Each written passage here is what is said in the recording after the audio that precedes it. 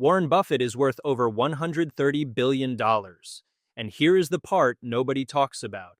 He made $97 billion of that after his 65th birthday. Not from better stock picks, not from a secret strategy he revealed later in life. From time, from the one ingredient in compound interest that most people throw away without ever realizing it. You've heard of compound interest, you were probably told it was powerful. What you were never told is exactly why, and more importantly, which part of Buffett's relationship with it you can actually copy. Because here's the truth, you cannot copy Warren Buffett's brain. You cannot copy his access, his deals, or his network. But there is one thing he did that any person with a paycheck and a brokerage account can replicate exactly. And it has nothing to do with being a genius. It has to do with starting. And it has to do with not stopping. Let's go back to basics for a second, but only for a second, because the basics are not actually where the lesson is. Compound interest is when your money earns a return, and then that return earns a return too. So instead of your interest sitting on the sideline, it gets reinvested and starts working alongside your original money. Over time, you're not just earning on what you put in, you're earning on everything that came before.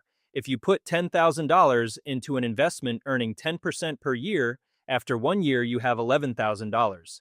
After 2 years, you have $12,100, not $12,000, because the $1,000 you earned in year 1 is now earning 10% too. Small difference in year 2, enormous difference in year 30. But you've probably heard that before. That's not the part Buffett understood that most people miss.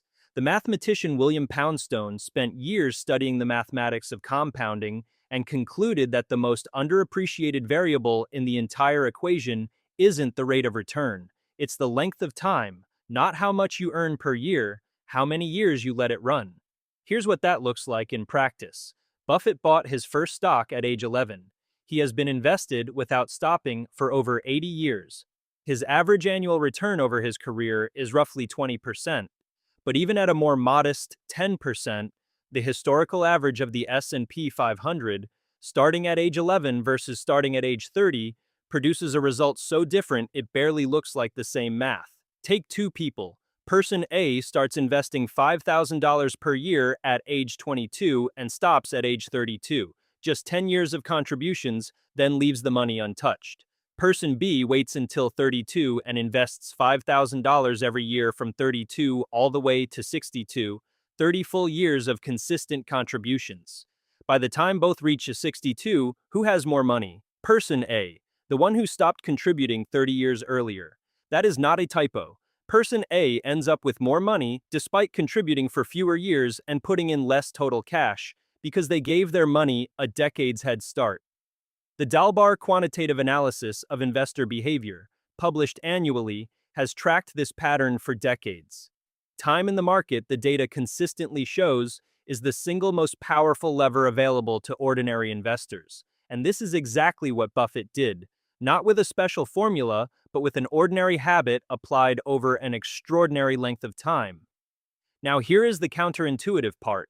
Most people approach compound interest backwards. They focus on the return, they chase the rate, they switch funds, try to time the market, move money around, looking for the highest percentage. And every time they do that, they interrupt the one thing that makes compounding work, the unbroken chain of time.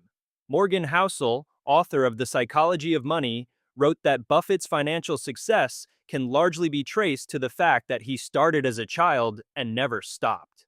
Housel calculated that if Buffett had started investing at 30, a perfectly normal age, and retired at 60, a perfectly normal retirement, his net worth today would be about $11.9 million.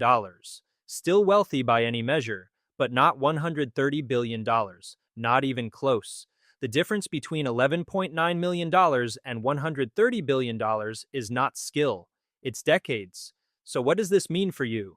You are not going to start investing at age 11. Most people reading this didn't. That's fine. The lesson is not about starting young in some abstract, unhelpful way. The lesson is about starting now and not stopping. Because the second best time to start is always today, not next year, not after the raise, not after you pay off the car. Here's what the math looks like for a real person. Say you're 30 years old. You start putting $300 per month into a broad index fund. Something simple like a total market fund or an S&P 500 index fund. You do this consistently until you're 65. Assuming the historical average return of roughly 10% per year, you would retire with approximately $1.1 million from $300 a month. That's not a hypothetical. That's the math run with standard compound growth calculators. Now delay that start by just 5 years. Begin at 35 instead of 30. Same $300 a month, same return. You retire with about $678,000. Still significant.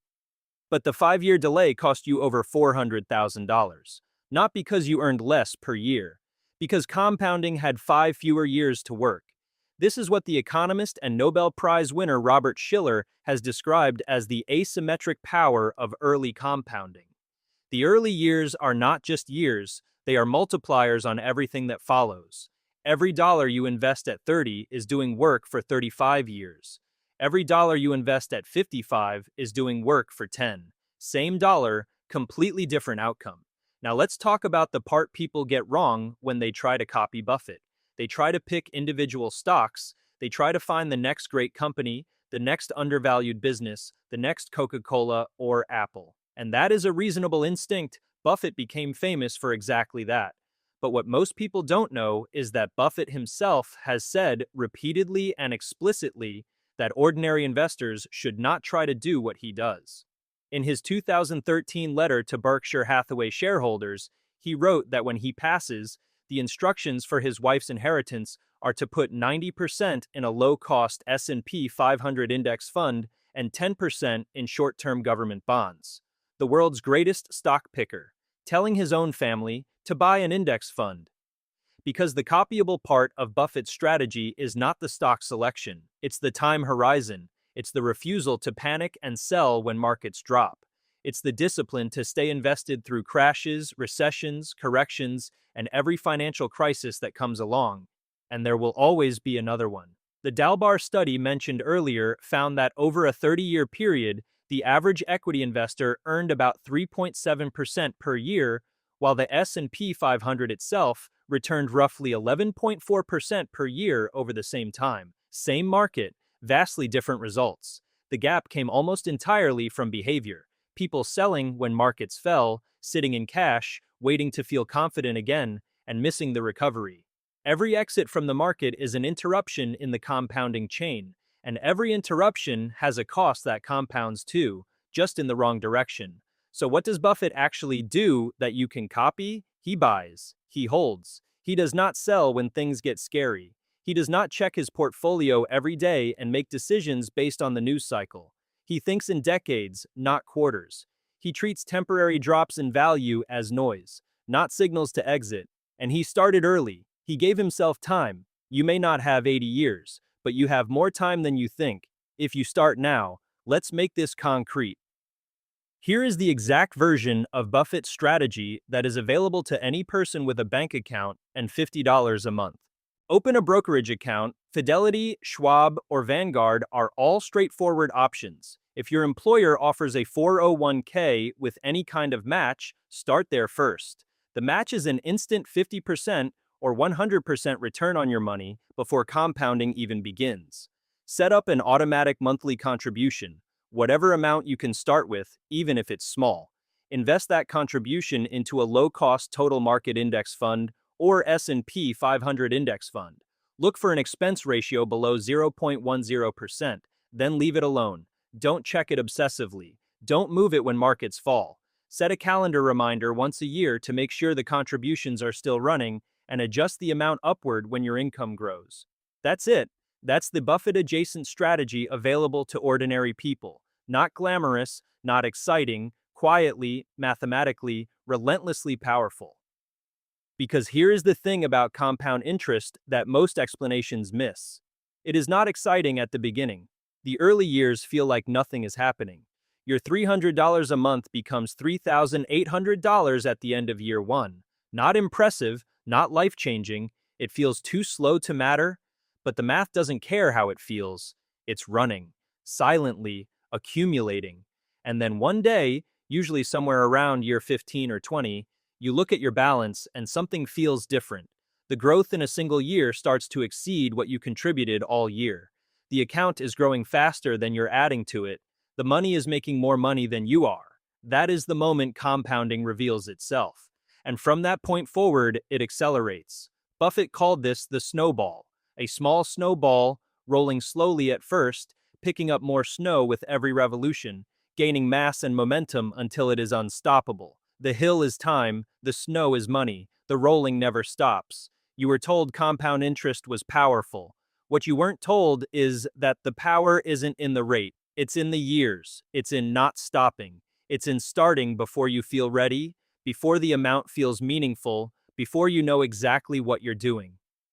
Warren Buffett is worth $130 billion not because he's smarter than everyone. It's because he started at 11 and never stopped rolling. The hill is still here, the snow is still falling. The only question is when you start.